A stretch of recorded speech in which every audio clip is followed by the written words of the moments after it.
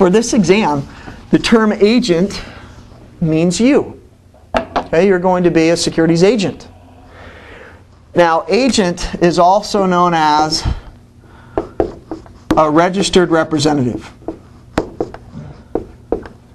Now, on this exam, however, this is the term that they'll use. So an agent is an individual. So this will be you. When you get your license, you will be an agent. Okay, referred to as an agent under the Uniform Securities Act. Now, as far as the definition is concerned, an individual can only act as an agent when they are representing either a broker-dealer, which we'll list right up here, or an issuer.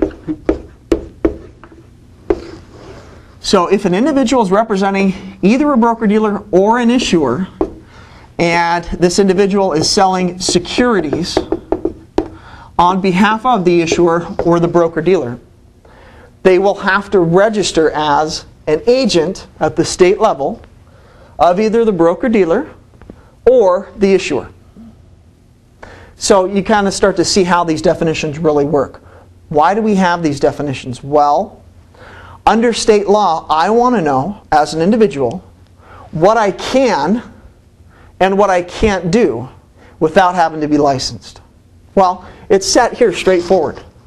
If I'm working for a broker-dealer, remember this is the firm, or an issuer, and I'm selling securities, then I have to register as an agent of either the broker-dealer or the issuer. So, well, a couple of different things tie into this. We'll see all these definitions as we go throughout this section. What's the definition of a broker-dealer? Well, we'll learn that. What's the definition of an issuer? Well, we'll learn that as well. And a big one for this exam is, what's the definition of a security? Okay, what's the definition of a security? Well, it's a very broad definition under the Uniform Securities Act. A couple things that are not considered to be securities. Fixed annuities. What else? Well, we have endowments.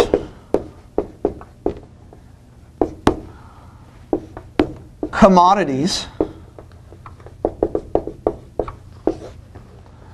Okay, these are things that are not considered to be securities under the Uniform Securities Act. Meaning, if I'm selling any of these, even if it's on behalf of a broker-dealer, if this is all I'm selling, I would not have to register as an agent of that broker-dealer. So for example, say I sell fixed annuities, and that's all I sell, and I represent a broker-dealer in selling those fixed annuities.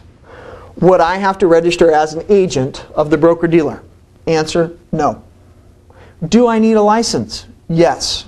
What type of license? An insurance license. Fixed annuities are insurance products. Okay? So what they do on the exam with these definitions, they try and confuse you.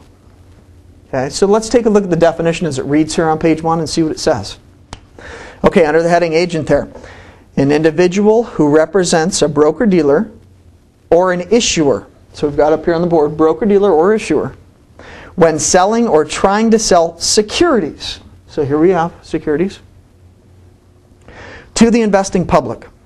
This individual is considered an agent whether he or she actually receives or simply solicits orders. Agents are also known as registered representatives. So we said that.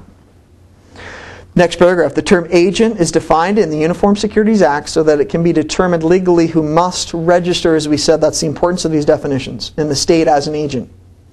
If an individual does not fall into the classification of agent as defined by the law, registration process is not necessary. This next sentence is very important, so you might want to highlight this in your notes here. A salaried, no commission individual is not considered an agent if he or she represents issuers in the sale of any securities that are exempt from state registration under the Uniform Securities Act. Okay, now that's a little confusing. So we'll separate this out here. Okay.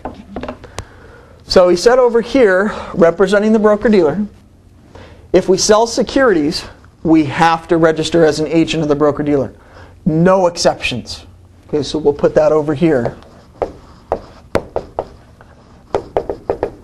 No exceptions there. If we represent the broker-dealer and we're selling securities. Well, what we just said is we're representing an issuer. If we're representing an issuer and we're selling exempt securities, we do not have to register as an agent of the issuer. Okay, well, what does this mean? Well, at the state level, sometimes, in order to be sold, securities do not have to be registered. Meaning, they're exempt from registration.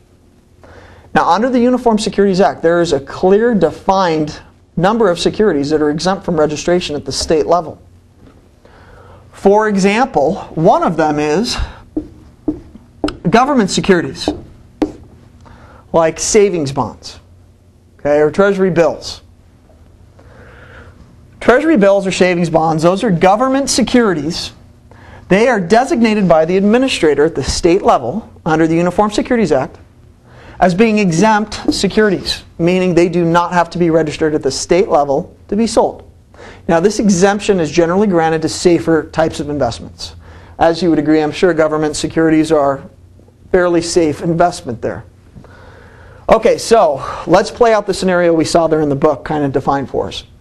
I work for the government. I'm a government employee. And I am selling savings bonds. Do I have to register as an agent of the issuer? Who's the issuer? The government. Okay, so I work for the government, employee, selling savings bonds to the general public, which are exempt securities. Would I have to register? No, because I meet that definition we just said there. Representing an issuer, I'm selling exempt securities. Exempt securities are securities that are exempt from registration at the state level. So remember, this only applies over here when we're representing issuers. Now go back over here and say I work for a broker-dealer and I am selling treasury bills. Treasury bills are exempt securities. Those are government securities. Who am I selling them on behalf of? My broker-dealer. Do I have to register as an agent? Yes. Why? Because I'm selling securities. It's exempt, meaning it doesn't have to be registered, but it's still a security. It doesn't matter over here when I'm representing a broker-dealer. So, I know this is very confusing, but you're going to have probably 2 to 3 test questions where they might put you in different scenarios, tell you what you're selling. Do you have to register, yes or no? And if you do have to register, you have to register as an agent of who? Well, it's either going to be one or the other, either the broker-dealer or the issuer.